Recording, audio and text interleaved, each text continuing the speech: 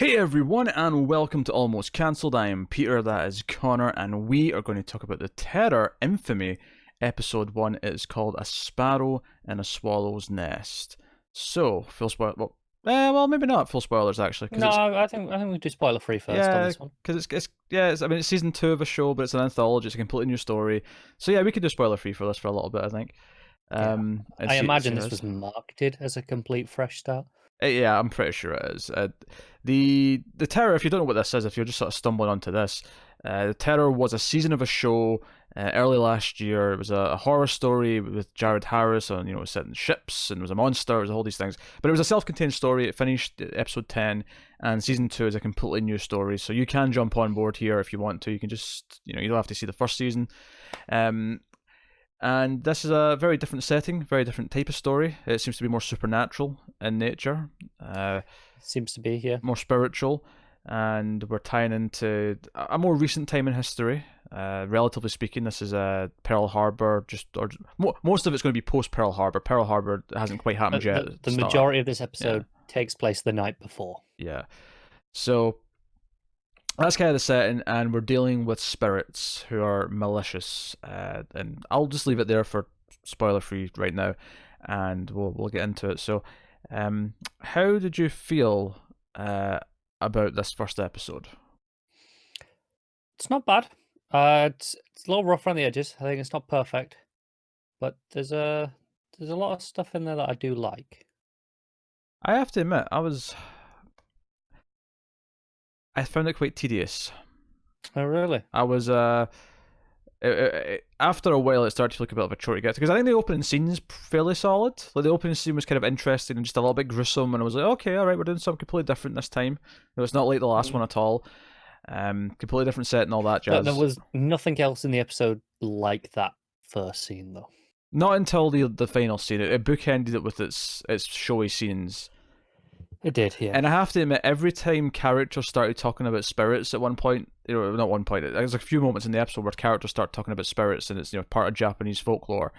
Because I mean, it's set in the US, it's set in California, but it's a Japanese fishing community that we're in, and every time a character started talking about spirits, just kind of casually, I kind of started to. It's basically it's one of these things that I don't like in a lot of horror movies. It's playing on tropes that I'm not a big fan of. But the weird thing is because it's a TV show, it has to really spread out the beats of the story. So Yeah. it's the same problem I've had with a couple of horror TV shows. I remember the Scream TV show on MTV, which had a lot of other problems as well. Don't get me wrong, but one of the things that it had to do is because it's a slasher story, but it's going to be over 10 episodes. Is that you basically got one kill per episode, and it was usually the final scene. It would all be build up, all be just character drama, and then there'd be a kill at the end. So this kind of had that kind of pacing to me, where it felt like a lot of this first episode was really just character drama, and the characters are just kind of They're okay. they're okay, yeah. Yeah, don't get me wrong. I said there are things I like in this episode. The characters are not necessarily one of those things. That's where I feel like most rough around the edges is that they're very kind of just cardboard cutouts. It feels like it's obviously it's such a serious topic. The themes that it wants to deal with. But all the characters felt kind of just like borderline caricature. The only one I liked was the dad. Main guy Chester, his dad. I kind of liked him. He seemed likable, just from his demeanor, I guess. I think my main issue is that it is so much about the character drama. And I just don't find the characters all that interesting. It felt unlike season 1, because season 1. No, admittedly, I'm not even going to compare the acting here because it's a little bit unfair. But season 1 had a lot of great actors in it. Like the cast was like all star. It was, and this is a totally different. Whereas that was all character drama for a long time. It was this paranoia and fear of each other, right? Yeah, but it had this atmosphere, and the setting was you're out in the frozen waters. It had this vibe going the entire time. This doesn't have that. But you had Jared Harris, you had these actors, and even some of the newbies that I didn't know before, like the villain, him. I can't remember his name. Yeah. I know you're on about. He was great. Yeah, he was great. He was fantastic. And I'm not getting that vibe from anyone in this show. And this thus far felt a lot more, and I mean this as an insult, and obviously there's some examples here, but this felt like an AMC TV show. Whereas the opening of Terror Season 1 felt like, oh, this feels really high budget, and the production value feels really big, and it feels... This definitely feels cheaper, It even does. though like it looks period appropriate. Don't get me wrong. It's the direction. It's not It's the... the direction. It feels smaller in scope. It feels small in scope. It feels just... I don't know, because it feels like a flashback, or like it feels like an episode of Timeless when they go back to the 40s. It feels like... Yeah, do you know what I was gonna say? Like, obviously, season 1, it was all out on the open space, and they went and shot somewhere, obviously, right? And it looked great. This hit, I felt like they were hiding, going around the streets. It's like we've got 2 or 3 locations that we've decked out, but we're not going to show you anything else because we don't really want to spend to make it look, period appropriate. And I think my problem with the characters not being interesting isn't as big of a deal in an actual horror movie, because again, a horror movie is 90 minutes, and the horror stuff, if I like that, if it's coming at a quick enough pace, it doesn't matter, because you don't spend enough time with the characters to get that annoyed at them. They're there and they're just reacting to things, but because this is sustaining a whole episode of character drama, and we have a pregnancy plot, we have this, the dad's got like a dispute at work, because he's a fisherman, and this guy who buys the fish off of him is trying to... rip him off, basically. Swindle him out of some cash. Yeah, so like, we've got these plots, and ultimately all these plots left me just kind of feeling cold. Like I was just not into any of it. Yeah, I think I was more into the one, the dad with the fish. I was more into that plot, I think. It's the better of the two for sure. Yeah, and I will say, you're talking about, they're talking about the spirits and the demons. I did enjoy that more than you did. This is I think, just as a personal preference, I love folklore, mythology, that sort of stuff. Anyway, just as a rule. I think So when they start bringing those things in, I'm just inherently exhausted by my nature. Not that the show is doing something particularly good with it. You went all demonically computerized there for like a very split second. The gist of what you said came through though. My thing with when it comes to like spirits and stuff, especially when it's tied to a culture, because it tends to be my least favorite episode of any TV show is when they say, "Oh, this is a spirit from this culture and it's here." Even the hit television show Buffy the Vampire Slayer, some of its worst episodes are, "Oh, we've got an Inca mummy girl who's from South America. Where in South America?" They never say. It's just generally South America. It's worth noting that season 1 of the Terror did become that as well. It was a native spirit / creature thing. No, that is true. That is true. But it was such a small part of it, and it got introduced so late on. By the time we got there, we were already drawn into the tension. And the character drama in season 1 was genuinely quite interesting most of the time, because it was this dynamic on the ship of, the two rival captains, and they used to be friends. I think it was the sheer isolation where there wasn't anyone else. There was this kind of camaraderie / rivalry. No, but here's the thing though.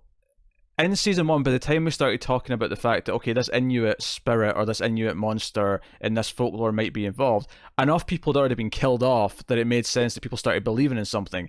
This episode, like, you've got some of the family who just start bringing it up, even though all it is a bad feeling. Like, it's just, it's a bad feeling something may happen because one person died. And it was a suicide. It wasn't like it was... I mean, we see that it's suspicious because we see her kind of act funny, but... I think what I will defend here is the key difference between the two seasons here is season 1, it was the outsiders who were like, whatever. And then eventually they started to believe, right? It was the outsiders believing in something from this other culture. Whereas this is them going, it's them projecting their own, feelings, their own history. Yeah, see, I don't care, is my response to that, because it's not about buying that these characters believe it. For me, it's about the pacing of the show and drawing me in as a viewer.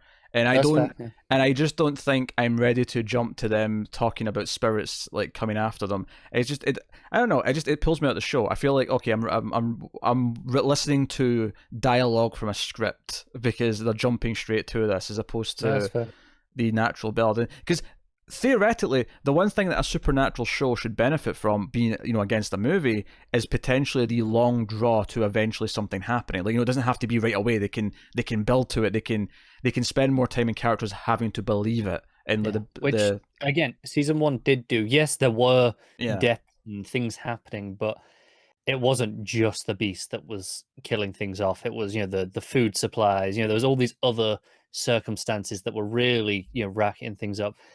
And that I felt that feeling is supposed to come across here with, okay, we got the war, we got, okay, the Pearl Harbor attack, and we're supposed to feel that same sense of dread, but it definitely doesn't come across in the same way. Yeah, and I was looking forward to this because the early reviews on Metacritic and stuff seemed quite positive. They were up in the 80s, I think, the average, and I was... Yeah, that's higher than I'd give it for sure. And I don't know how many episodes they saw. Admittedly, the reviewers might have seen like 3-6 episodes. Maybe it springs to life, once they actually... Because I know there's going to be a camp, an intermittent camp involved, and we see it leading to that kind of... to that at the end, yeah. And maybe that's where it really picks up. I don't know, but... I have to admit, I thought this first episode was a bit of a slog. Like, I really was feeling the runtime by the time I got to the end, and I thought the final moment didn't really feel like the final scene was, but the final moment with the main characters, before it goes to the final scene, I didn't feel like it was a big episode ender like moment. It just kind of felt like we should have started here. We should have started at this part, probably. What do you think? Okay, maybe. Yeah, I don't know. I mean, I'm saying that just because I didn't like anything that happened before it. Yeah, I think if that moment had happened at the start, we'd be complaining that it just rushed to it. Well, possibly, but I think there's an art, though, to starting at the big event and then building in the stuff you need as you go and sort of sprinkling it throughout. Whereas this was a much more relaxed TV version of it, where we were going to go through it all in order beforehand. Yeah. I think, for me personally, on this note, I will defend, because at least it happened in episode... If this was episode 4, where we were only just getting to that point, it would be different. I think I'm okay giving the first episode, pre the event there. It's not hook me. I think you need to have more in episode 1 to make it give it some bite, give me something where I'm like, oh, that feels cool, or even just like if there was atmosphere, but there is no atmosphere. Like, no, there's not. After that opening scene, there is nothing even remotely atmospherical until the very final scene. And it's so separate, and it depends. The opening, are you counting just the suicide, or are you counting the funeral as well? Just the suicide. The funeral was terrible. How do you think? Yeah, I thought that was comical. I don't know. Fair enough. We'll talk about what actually happens in it in spoilers, but I laughed when the thing happened. This was a funny scene to me. Okay. Yeah. I don't know. Like, it's one of these things with Supernatural. It has to be this unknown dread, and it didn't have that feel. It didn't have that I don't know if you want to call it like Lovecraftian terror kind of vibe to it, or it didn't have, or even just to compare it to other maybe Japanese things. And obviously, I don't know how much based in real myth this is. If real myth's a bit of an oxymoron, but you know what I mean, like actual myths, like an actual myth or folklore. Yeah. But to compare it to, let's say, Japanese horror movies, which is maybe the thing that arguably is going more far than anything else, because we're dealing with ghosts and whatnot, or spirits or demons or whatever the thing may end up being. Is I think of things like The Ring, The Grudge, those types of movies, and those movies have got this just constant feeling of dread the entire time. It's just there. It's this thick layer of shit. Like, we're doomed the whole time, and there's nothing in this episode that feels anything like that or anything else. No, I think I don't love this episode. I feel like I'm defending it way more than it seems like I really love it. But I mean, for me, the supernatural thing, I don't need that level of dread to enjoy a supernatural thing in the way that you're describing there. I will say it feels lacking in this show, which it's called The Terror, and season 1 was all about that dread. I guess I'll say there's two ways this works for me. You either make the supernatural thing very mysterious and actually be kind of scary and have a slow build to it, and that works purely on horror. Or the supernatural thing is just there for plot reasons, and that's fine if I really care about the characters. To go back to Buffy, just as the easy example here, is like the supernatural stuff in that show isn't necessarily that great all the time, but it doesn't matter because I'm there for the characters. I care about the characters and their story and what they're going through and what the supernatural stuff's giving them in terms of obstacles, right? But on the flip side, something like The Grudge, I don't really care about the characters in The Grudge. I just care No. about the feeling and the filmmaking and the suspense of what's happening, because that's all it is. It's the suspense and the dread the whole time. Yeah. So it either has to be one of the. I mean, if it's both, then amazing. You've struck some sort of lucky gold miracle of. I'm sure there are examples. But you know, it only needs to have one or the other. But this for me had neither, and I was just feeling like we're going through the motions. But like I say, like I forgot it was meant to be a horror story. Like we got a couple of scenes in it. I'm like, so someone mentioned the spirit. You know, there's a bad mojo going on right here. There's the spirits are angry. They followed us from Japan, and I'm like, whoa, oh yeah, it's maybe a horror story. I forgot because we're just doing this fisherman drama. Because at the start of the episode, like we see the main character Chester getting like these vials of things, and I thought, oh, is this like some like demon repellent he's going to like put around the house or something like that? And then you find out what it actually is. And I'm like, oh, okay, it's actually really normal. It's a really normal mundane thing. Okay. I don't mind that because at least even if the payoff wasn't there, the setup was. So I'm like, it's kind of it's a bait and switch, right? Yeah. And it means okay, they're going to pull this again, but at some point it's going to land, right? And you're going to go, oh, finally. So I don't mind that technique. I think episode 1's, and this is essentially a new pilot because it's a completely fresh story. Yeah.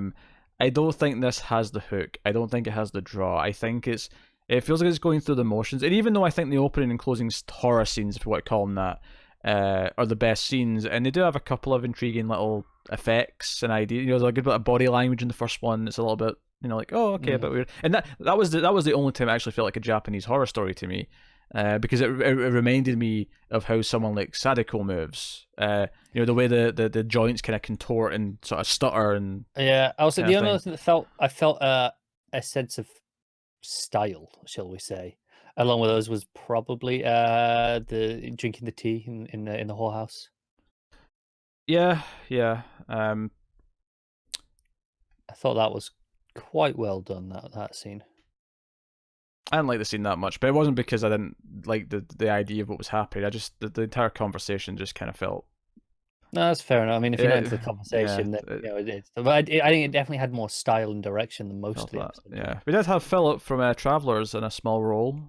Yeah, that was nice to see, and apparently Yaritza from Too Old to Die Young, who I did not recognize the entire episode. It wasn't until I looked at the IMDb at the end and I went, wait, that's her from Too Old to Die Young. Shit. Yeah.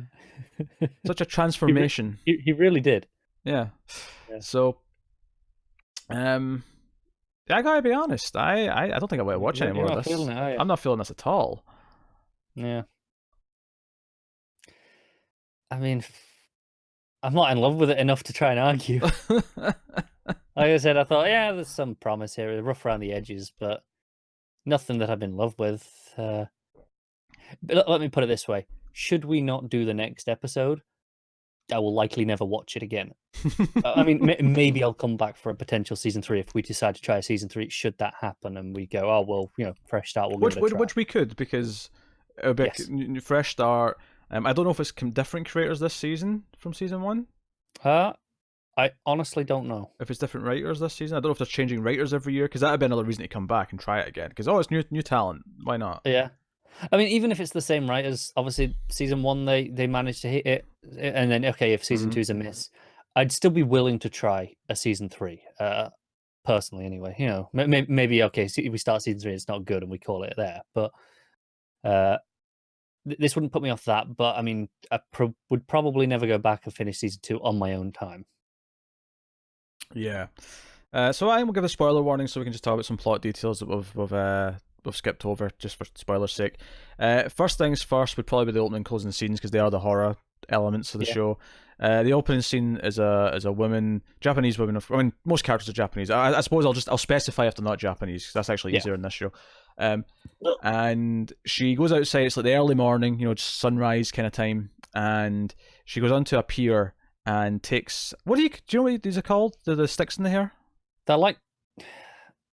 No, I wish I did. They're kind of like knitting needles almost, aren't they? That's kind of what they're like. But yeah, like, but everyone knows what I'm talking about. The Japanese women wearing their hair, these kind of sticks. And she takes it out, and her body language is very weird, and she ends up sticking it in her ear, and it's very slow. It's not like a quick jab. She sort of pushes it in slowly, until she dies, and she The kills all of her. moment that she dies is actually really sudden. Like, there's Yes. a Oh, moment of where, course. okay, that's it, it's in now, and it's gone. And it's a quick snap there, but the actual pushing in action is slow, like you say. It feels methodical, and that's way creepier than just pushing it in and getting it over with. Yeah, and don't get me wrong. Even this scene, I felt was missing some of the nuance, I suppose, of season one. Like it felt a bit more in my face. But I'm like, okay, I'll go with that. I can enjoy that. There's no reason why I can't. Compared to the sheer mystery of season one, I can't argue with that. Yeah. And the closing scene, of course, is the mysterious woman at the whorehouse. Because Chester, who's our hero, doesn't partake. He doesn't go with it. He doesn't pick a lady. He just stays out because he doesn't want to. And he kind of gets talking to this woman who's there, who says she serves tea. Although but given the ending, I'm speculating if she's even supposed to be there, as if if she just mysteriously popped she's in. like, oh yeah, the mistress sent me out to come and serve you tea while you wait. And she reads his tea leaves, this fortune teller kind of style, where they look at the leaves after they've drank the tea. Yeah. And tells him about his dreams of having a house and a family, and there's a lot of duality. Was Yeah. the key theme here that I took away, which I think is really obvious on the nose theme, but I'm okay with it, in the sense of, okay, it's about his duality of his heritage to Japan, but he, as we learn later in the episode, he wants is to born move. in America Yeah. as well, though. So Yeah. he is a fully American Yeah, citizen. he's a citizen, and he also wants to go further into the mainland and become a journalist. Yeah, exactly. But he obviously doesn't want to just betray his entire history. Yeah, and his dad doesn't want him to die. His dad wants to stay and be a fisherman like him, and he's but yeah, the final scene is this mysterious woman in the whorehouse puts, because at first I thought, okay, so this is like, is she going suicidal at the woman at the start? Is this what's happening? That the ghost is taking her and she's committing suicide? Because I thought she was putting like something acidic or whatever on her face, because she takes like out of a bottle and starts wiping her face, and then her skin starts peeling off, but then she doesn't bleed. It's like she's not human. There's like a different, like it looks different under the skin. It's like a black and leathery. I mean, I just said under the skin. It actually reminds me a lot of the movie Under the Skin in some ways. Yeah, can't argue with it. And she's like, oh shit. And well, she doesn't really react to it, but she starts then trying to like stitch it back on. She like breaks a needle off and starts self-stitching. Yeah. She's like, oh, she doesn't say this, but it's almost like she went, oh shit, I ruined the face. I have to fix that. And she just... Yeah, I think I think what she was rubbing on her face was kind of like a makeup remover. I think that's what she was doing.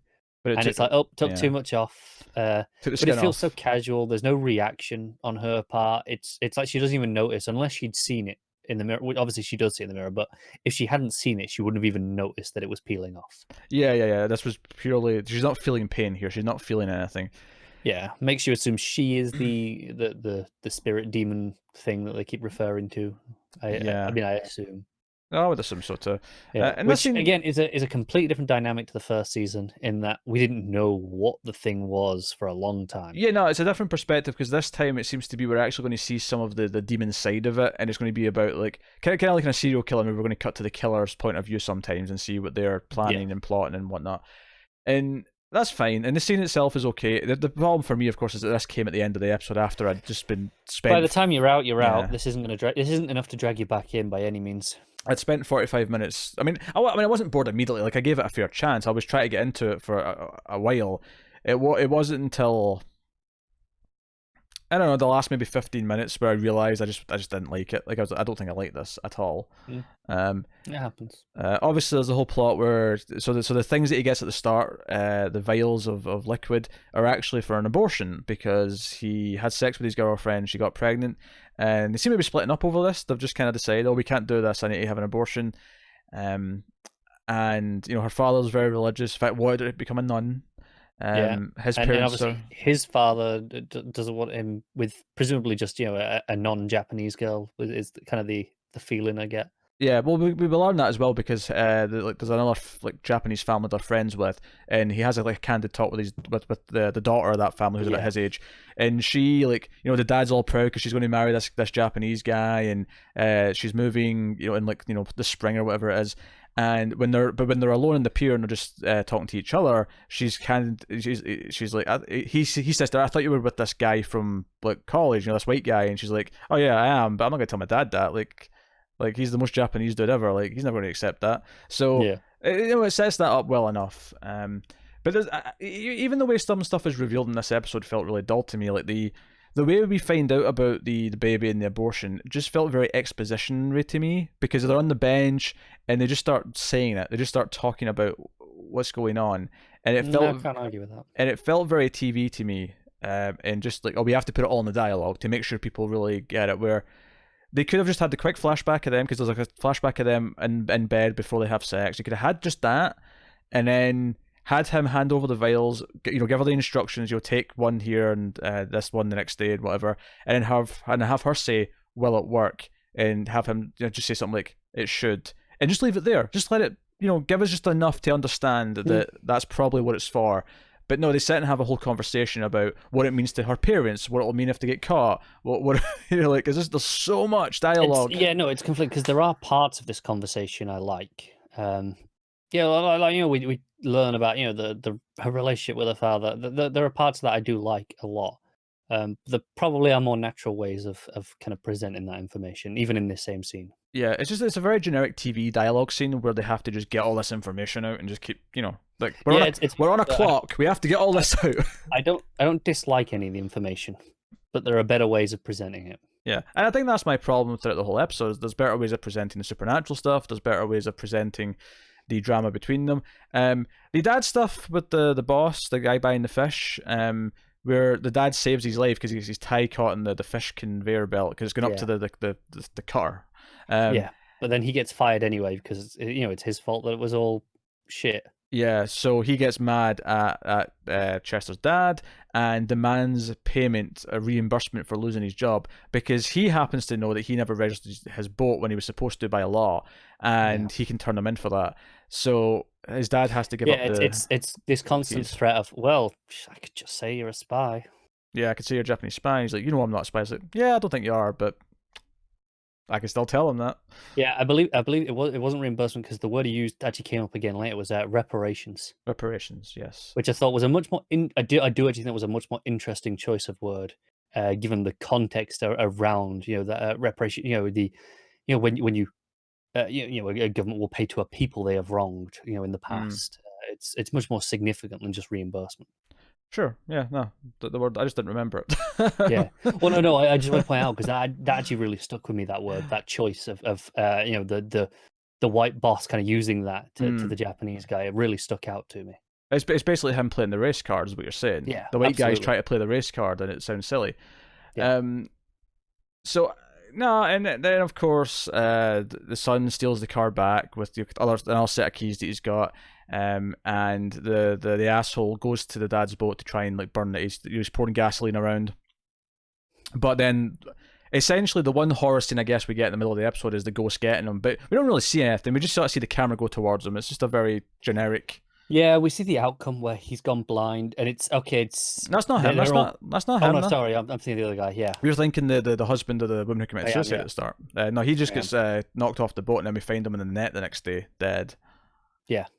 And I think, do you know what? I think that was the moment where I realized I didn't like this, because that moment did nothing for me. It was kind of like that was just really. That was a bit easy. It was a bit easy and generic, and didn't really do something interesting with it. I don't know.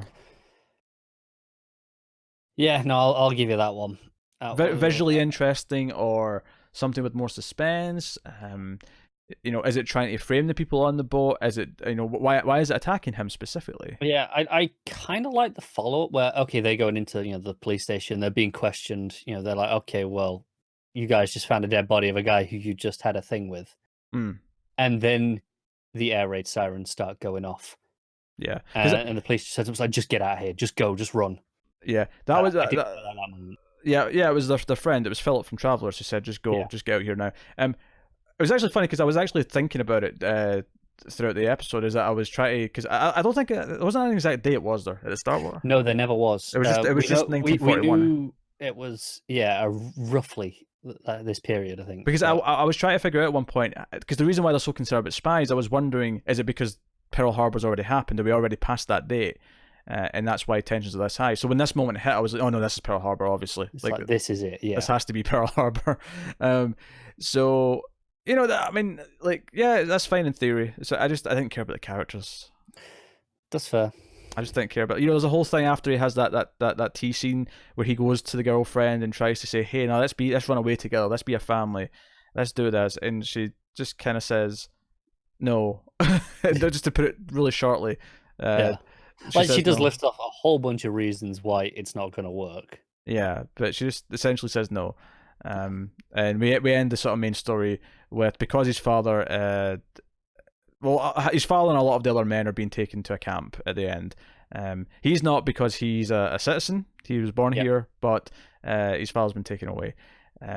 So yeah, it did nothing to make me want to see anymore. Like, I didn't have fun with the horror stuff really. I mean, the stuff at the start was okay, but like very quickly, and the funeral scene, which I have to mention because I said it was funny.